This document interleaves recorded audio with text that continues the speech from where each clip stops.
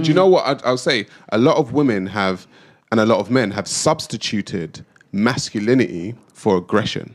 Thank you. So they think that the most aggressive man or the most, don't mess with me, they think that's masculinity. While that is masculine energy, the guy can't put nothing together, right? He doesn't know how to manage his finances. He doesn't know how to manage a house. But the thing is, what he can do is display masculine energy. Because like I said, women are attracted to men.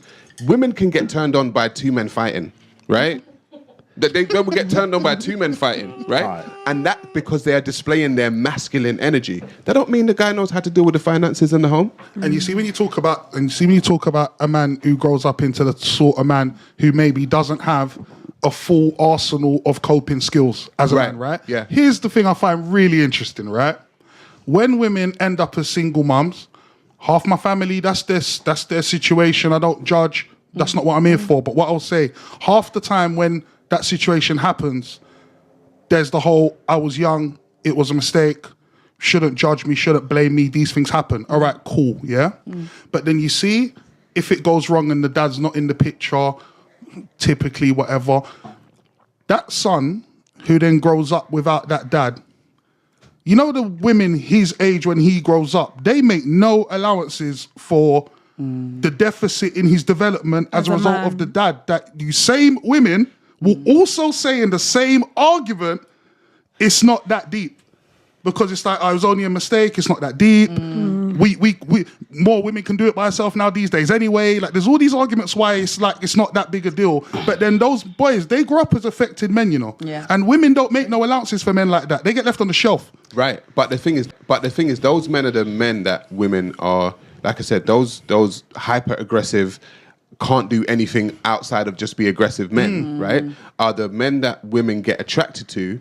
And then when those men act like children, right? Because that's what they are. They're grown children, right? Yeah. Oh, these men. No, no, you chose that guy.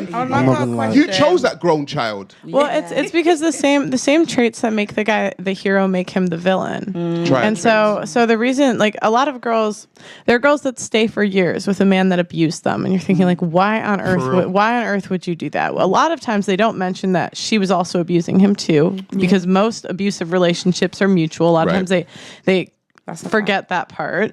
But you wonder, like, why is she staying? Well, it's because she knows that if he can beat me up, he can protect me. And it's a weird biological function, but we can't help what we're attracted to. Can I ask a quick question?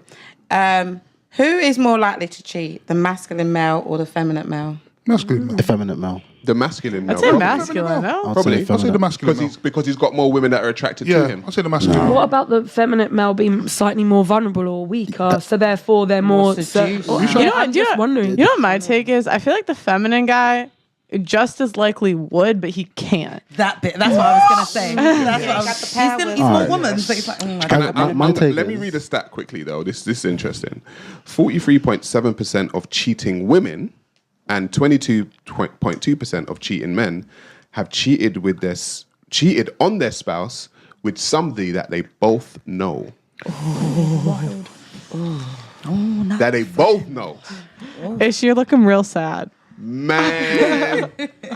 So women cheat more with men or with people that both her and her spouse know. Can I ask a question? Obviously, sorry, no, I'm looking at you. Is that because they want it to hurt more? Is anyone think that that's why? Because it hurts more. Like, I'm looking at you just. So cheating to hurt people. So from what I know, usually it's a case of the people around you are the people that you spend the most time with, and it's where the relationships, especially for women, will develop. Yeah. And that's how you create an emotional attachment from time spent with the person, and therefore the statistics would be higher with people that you know that you